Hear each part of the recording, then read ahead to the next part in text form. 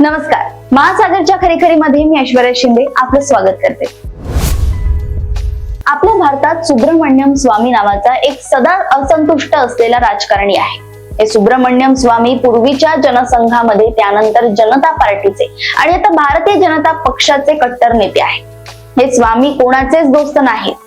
सत्ताधारी असलेल्या भारतीय जनता पक्षाचे पंतप्रधान नरेंद्र मोदी यांच्या विरुद्ध सुब्रमण्यम स्वामी दररोज गरळ ओकत असतात।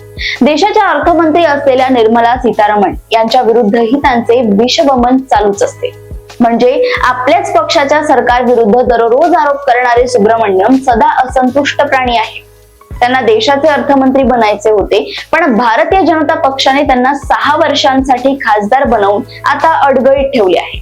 हे सुब्रमण्यम स्वामी मोदींचे जसे दुश्मन आहेत, तसेच ते गांधी परिवाराचेही दुश्मन आहेत। देशात जेव्हा आणीबाणी होती त्यावेळी हे सुब्रमण्यम स्वामी अमेरिकेत होते। ते तिथे एका विद्यापीठात प्रोफेसर होते असं म्हणतात। इकडे भारतातही त्यावेळी ते खासदार होते। संसदेत अनुपस्थित राहिल्यामुळे त्यांची खासदारकी जाणारच होती। तेव्हा फक्त एक दिवस अचानक ते राज्यसभेत प्रकटले, आपली उपस्थिती नोंदवली आणि पुन्हा ते परांगदा झाले।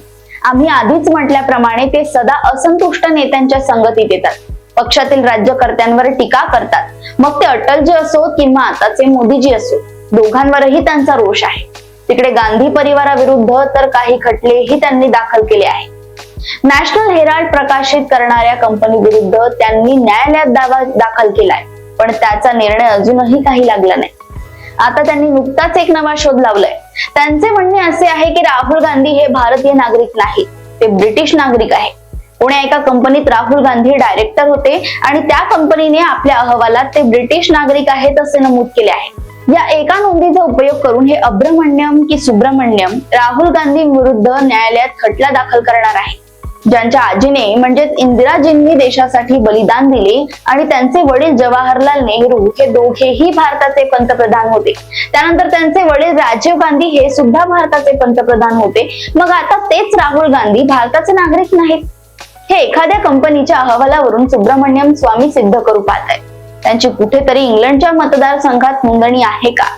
एका कंपनीच्या अहवालावरून एखाद्याचे नागरिकत्व सिद्ध होऊ शकते का? समजा उद्या सुब्रमण्यम स्वामी अमेरिकेच्या विद्यापीठात रेजिडिटी प्रोफेसर असताना एखाद्याने ते अमेरिकेचे नागरिक आहेत असे म्हटले, तर ते अमेरिकेचे नागरिक होतील का? राहुल गांधी यांनी कधीतरी ब्रिटिश नागरिकत्व मिळवण्याचा प्रयत्न केला होता का?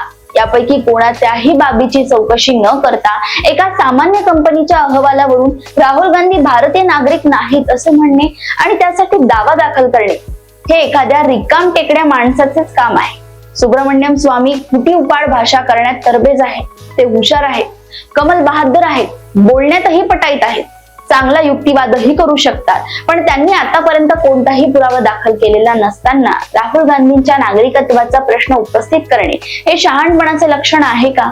याचा विचार त्यांनीच करावा। सुब्रमण्यम स्वामी मोदींच्या विरुद्ध जवळजवळ रोजच तोंडसुख घेत असतात। मग आता त्यांनी ब्रिटिश सरकारलाच याबाबत विचारण्यात कोणता अडथळा आहे? राहुल गांधी गेली 20 वर्षे खासदार आहेत। ज्या अर्थी सरकारने त्यांना निवडणुकीत उभे राहायची परवानगी दिली, त्या अर्थी त्यांचे भारतीय नागरिकत्व आपोआपच सिद्ध झाले आहे। आता न्यायालयात जाऊन रिकाम टेकड्या सुब्रमण्यम स्वामीला अशा प्रकारचा खटला दाखल करण्याची खरंच गरज आहे का? अरे सुब्रमण्यमा, तुझ्याकडे एखादा पुरावा असल्याशिवाय असे आगापिछा नसलेले आरोप करणे हा न्यायालयाच्या वेळेचा अपव्यय आहे। सुब्रमण्यम स्वामी यांच्या आरोपाची दखल कोणतेही न्यायालय घेणार नाही, हे नक्की आहे।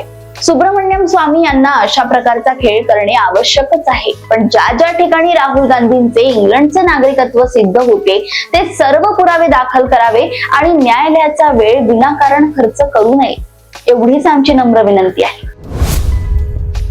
अशाच राजकीय घडामोडी व अपडेट सोबत पुन्हा भेटूया महासागरच्या खरीखरीमध्ये। बघत रहा महासागर। आणि अजूनही तुम्ही आमच्या चॅनलला लाईक आणि सबस्क्राईब केलं नसेल तर लगेच लाईक आणि सबस्क्राईब करा आणि बघत रहा महासागर। नमस्कार।